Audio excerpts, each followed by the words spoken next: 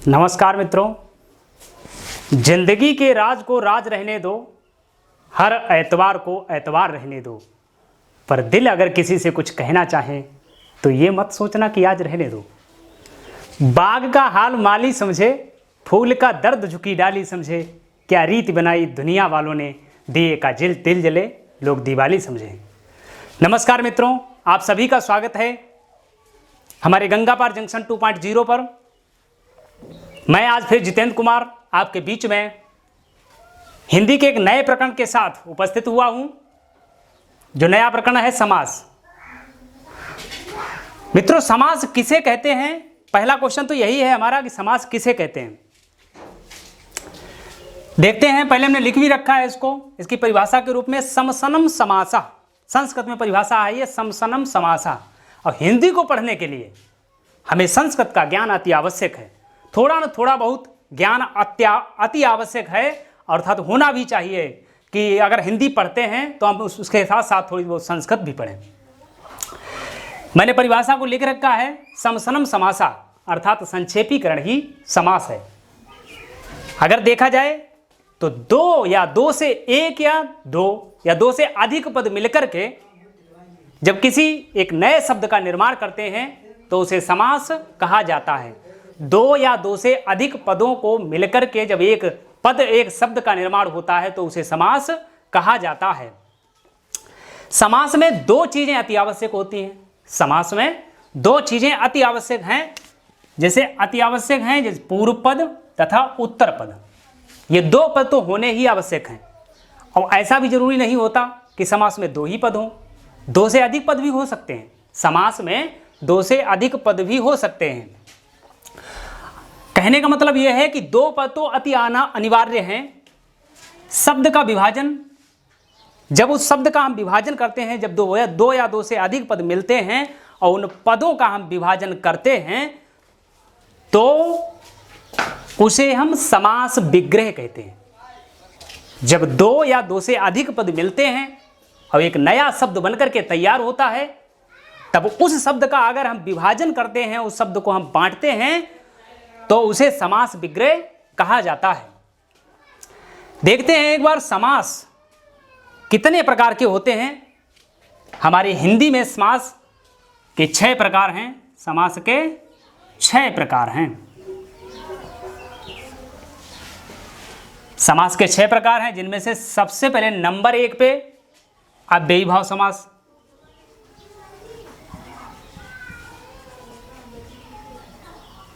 सबसे पहले नंबर 1 पे है अव्ययीभाव समास।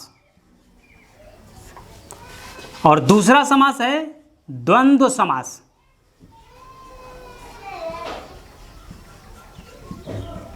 द्वंद्व समास, अव्ययीभाव समास, द्वंद्व समास। और तीसरे नंबर पे है द्विगु समास। द्विगु समास। अगला चौथा नंबर है, चौथे नंबर पे है बहुव्रीहि समास।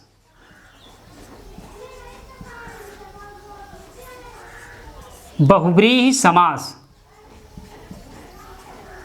बहुव्रीहि समास। अगला नंबर है 5वां, कर्मधारय समास।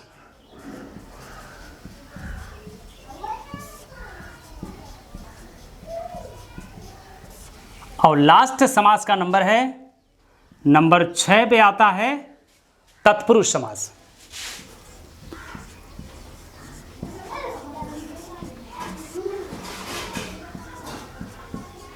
तत्पुरुष समास।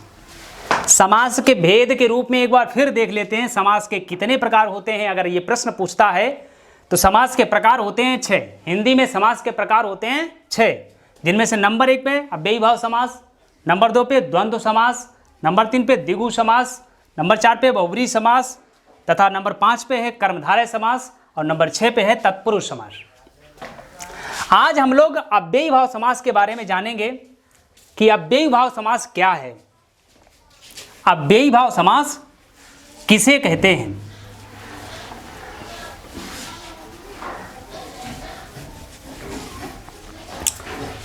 देखते हैं इसकी परिभाषा क्या कहती है। अव्ययीभाव समास की परिभाषा क्या कहती है। पूर्व पद प्रधाना, संस्कृत में ही परिभाषा है, अगर आप चाहें तो हिंदी में याद कर सकते हैं इसको। पूर्व पद प्रधाना अव्ययी भावा,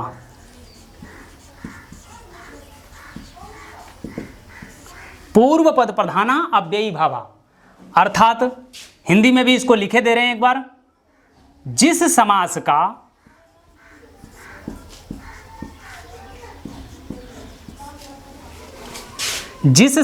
का पूर्व पद,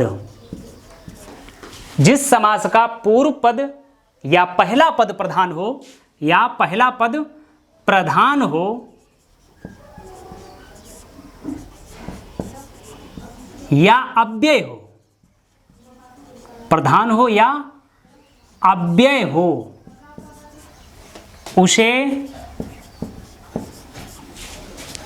उसे अव्ययी भाव समास कहते हैं। उसे अव्ययी भाव समास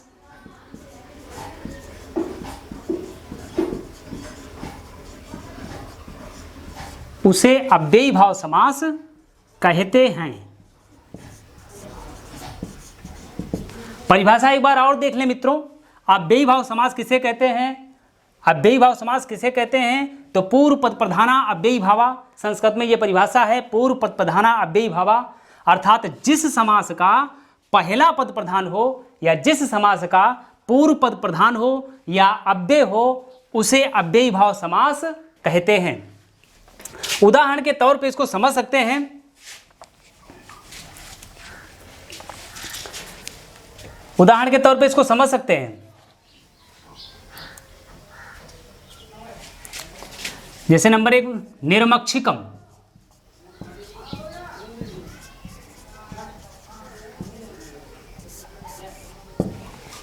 निर्मक्षिकम एक उदाहरण है अव्ययी भाव समास का। अगर इसका विग्रह करेंगे, हम हिंदी में ही विग्रह करेंगे, संस्कृत में करेंगे तो मक्षिकाणाम अभावा, इस प्रकार से होगा। लेकिन हिंदी में जब इसका विग्रह करेंगे तो मक्खियों का अभाव, मक्खियों का अभाव, ये हो गया समस्त पद, इधर हो गया समस्त पद, इसको बोलेंगे समस्त पद, इसको बोलेंगे समस्त पद।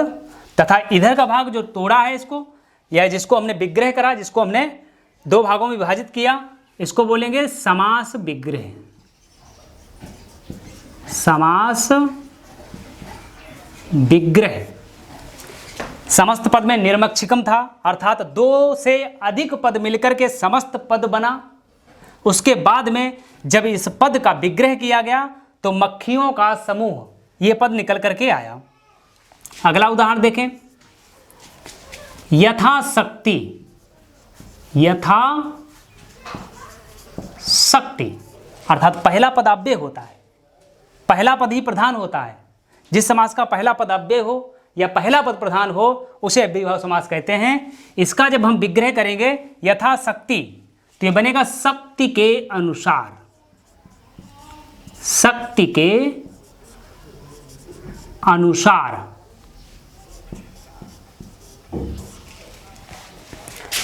अगला देख लें, यथारूपम,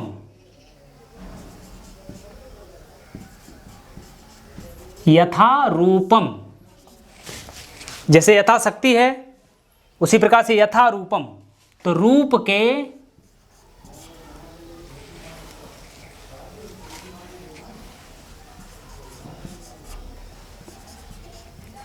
अनुसार, रूप के अनुसार। अगले उदाहरण देख लेते हैं।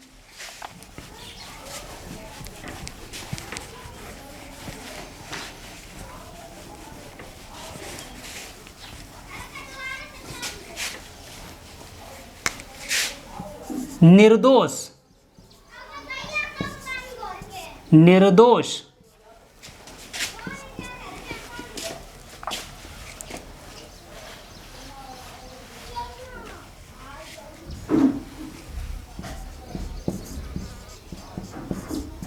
दोषों से रहित, निर्दोष, दोषों से रहित। इसी प्रकार से अगला समास देखते हैं हम। अगला समास है द्वंद्व समास। अगला समास हमारा है द्वंद्व समास।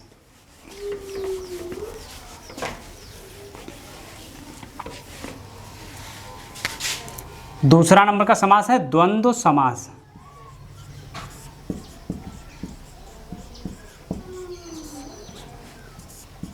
द्वंद्व समास की परिभाषा कहती है कि उभय पद प्रधाना, उभय पद प्रधाना द्वंद्व, उभय पद प्रधाना, उभय पद प्रधाना द्वंद्व, उभय पद प्रधाना द्वंद्व। हिंदी में इसको देख सकते हैं एक बार। इसी द्वंद्व समास की परिभाषा हिंदी में देखेंगे तो जिस समास के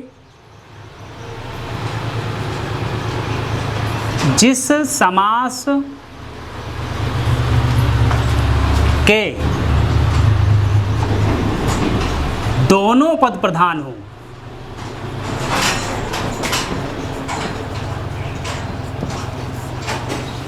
जिस समास में दोनों पद प्रधान हो उसे द्वंद्व समास कहते हैं। जिस समास में दोनों पद प्रधान हो उसे द्वंद्व समास कहते हैं, उसे द्वंद्व समास कहते हैं। परिभाषा एक बार फिर देख लें, द्वंद्व समास की परिभाषा एक बार फिर देख लें। द्वंद्व समास किसे कहा जाता है? तो द्वंद्व समास उभय पद प्रधाना द्वंद्व, जिस समास के दोनों पद प्रधान हो, जिस समास के दोनों पद प्रधान हो उसे द्वंद्व समास कहते हैं। उदाहरण के तौर पे देख सकते हैं, जिस समास के दोनों पद प्रधान हो, जैसे माता पिता, जैसे माता पिता, एक तरीके से अपोजिट टाइप के वर्ड आएंगे। माता पिता, इनका विग्रह जब हम करेंगे तो हमारा विग्रह परक शब्द जो बनेंगे वो बनेंगे माता और पिता। एक तरीके बीच में और शब्द जुड़ जाएगा। दूसरा उदाहरण देखें, रात दिन, रात दिन, अर्थात रात और दिन, रात और दिन। तीसरा देख लें, आकाश पाताल, आकाश पाताल। इसका विग्रह जब करेंगे तो ये बनेगा आकाश और पाताल, आकाश और पाताल। चौथा देख लें, राम कृष्ण, राम कृष्ण। इसको अगर देखेंगे तो ये बनेगा राम और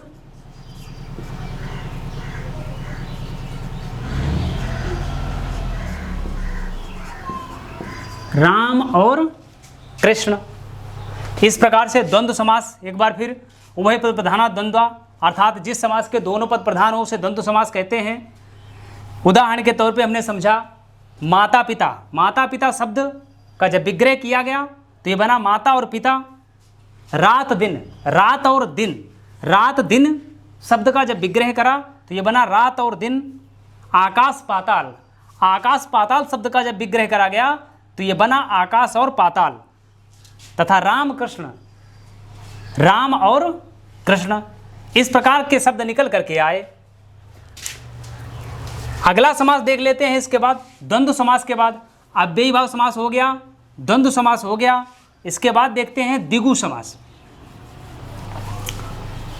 द्विगु समास की परिभाषा क्या कहती है देख लेते हैं एक बार। द्विगु समास,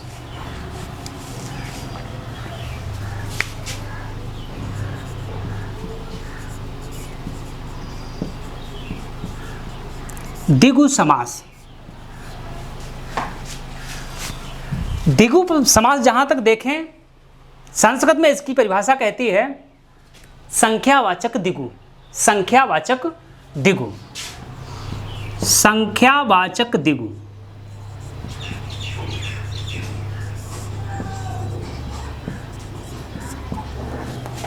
अर्थात द्विगु समास वो समास होता है जिसका पहला पद, द्विगु समास वो समास होता है जिस समास का पहला पद संख्यावाचक होता है। देख लेते हैं इस प्रकार से, द्विगु समास का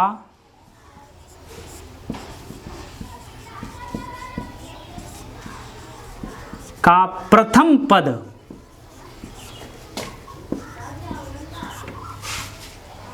संख्यावाचक होता है। संख्यावाचक होता है, अर्थात इस समास का पहला पद संख्यावाचक होता है। उदाहरण के तौर पर इसको समझ सकते हैं, जैसे नंबर 1 है उदाहरण नवरात्रि, अर्थात इस समास का पहला पद संख्यावाचक होता है। तो यहां पर अगर देखें तो नव, नव का मतलब नौ, नव का मतलब है नौ। और इसका विग्रह जब भी हम करते हैं तो इसके विग्रह को समूह से लेते हैं। जैसे इसको देखें अगर तो नवरात्रि, नवरात्रि शब्द को जब हम तोड़ेंगे या नवरात्रि शब्द का जब हम विग्रह करेंगे तो इस प्रकार से होएगा, नवरात्रियों का है समूह, नवरात्रियों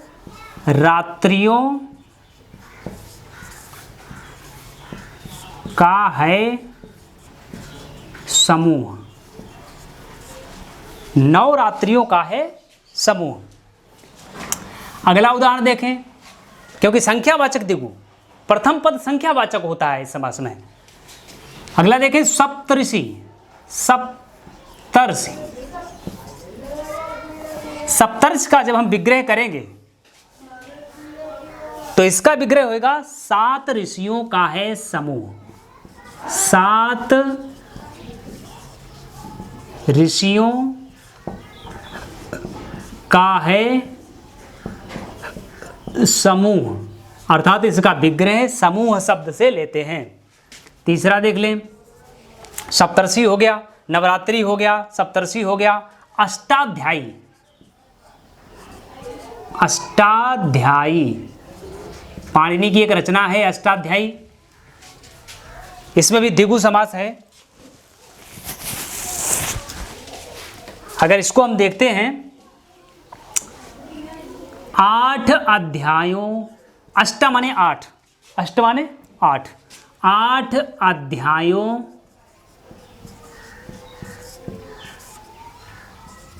का है समूह,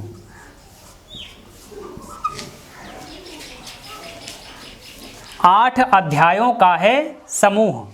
अगला देख लेते हैं चौथा उदाहरण, जैसे एक उदाहरण है त्रिफला, त्रिफला, तो इसमें अगर देखें तो त्रि एक संख्यावाचक शब्द है, त्रि जो पहला पद है त्रि, 3 फलों का है समूह, विग्रह करेंगे तो 3 फलों का है समूह, इस प्रकार से विग्रह होगा। देख लेते हैं पहले एक बार द्विगु समास। द्विगु समास संख्यावाचक द्विगु, अर्थात जिस समास का पहला पद संख्यावाचक हो उसे द्विगु समास कहते हैं। उदाहरण के माध्यम से समझा हमने, नवरात्रि, नवरात्रि का मतलब नवरात्रियों का है समूह, समस्त समास ये हो गया, समस्त पद बता चुके हैं पहले, समस्त पद, और ये भाग है समास विग्रह, समास विग्रह। समस्त पद नवरात्रि शब्द है जिसका विग्रह करा गया तो नवरात्रियों का है समूह। अगला उदाहरण है सप्तऋषि, सप्तऋषि शब्द का जब विग्रह किया गया तो ये शब्द बना, ये समास विग्रह इसका हुआ, 7 ऋषियों का है समूह। अगला है तीसरा अष्टाध्यायी, अष्टाध्यायी शब्द का जब विग्रह किया गया तो इसका विग्रह हुआ 8 अध्यायों का है समूह, समूह शब्द से लेते हैं, प्रत्येक विग्रह समूह शब्द से लेंगे। त्रिफला, त्रिफला, त्रिफला शब्द का विग्रह किया गया तो इसका विग्रह हुआ 3 फलों का है समूह। मैंने अभी तक आज जाना समास किसे कहते हैं, तो समसनम समासा, समसनम समासा अर्थात संक्षेपीकरण ही समास है। जब 2 या 2 से अधिक पद मिलकर के किसी एक पद में सम्मिलित होते हैं या एक पद में जुड़ते हैं तो उसे समास कहा जाता है। समास में 2 पदों का होना आवश्यक है, अर्थात 2 से अधिक पद भी हो सकते हैं। कहने का मतलब यह है कि 2 पद अनिवार्य हैं, पूर्व पद तथा उत्तर पद, ये 2 पद होना अनिवार्य है समास में। समास का विभाजन, समास का उस समस्त पद का विभाजन जो किया जाता है उसे समास विग्रह कहा जाता है। समस्त पद का जब विभाजन किया जाता है तो उसे समास विग्रह कहा जाता है। समास के प्रकार बताए हमने। समास के प्रकार होते हैं 6। उन 6 प्रकारों में सबसे पहला समास बताया आज अव्ययी भाव समास। अव्ययी भाव समास की परिभाषा सहित मैंने उदाहरण भी दिए। परिभाषा थी इसमें कि पूर्व पद प्रधाना अव्ययी भावा, जिस समास का पहला पद प्रधान हो उसे अव्ययी भाव समास कहा जाता है। जिस समास का पहला पद प्रधान हो उसे अव्ययी भाव समास कहा जाता है। कई उदाहरण भी बताए आप लोगों को। अगला समास था द्विगु समास। द्विगु समास की परिभाषा थी संख्यावाचक द्विगु। द्विगु समास की परिभाषा थी संख्यावाचक द्विगु, अर्थात जिस समास का पहला पद संख्यावाचक हो उसे द्विगु समास कहा जाता है। जैसे उदाहरण इसके बीच में लिखे भी हैं और जो भी इसके पहले पढ़ा चुके हैं द्वंद्व समास। द्वंद्व समास की परिभाषा थी उभय पद प्रधाना द्वंद्वा। उभय पद प्रधाना द्वंद्वा अर्थात कहने का मतलब यह है कि जिस समास के दोनों पद प्रधान हो उसे द्वंद्व समास कहा जाता है। उदाहरण बताए मैंने, माता पिता है, आकाश पाताल है, राम कृष्ण है, रात दिन है, आदि उदाहरण मैंने आपके बीच में प्रस्तुत किए। आज का वीडियो मित्रों यहीं पे समाप्त होता है। अगले वीडियो में मैं आपको फिर मिलूंगा, तब तक के लिए नमस्कार।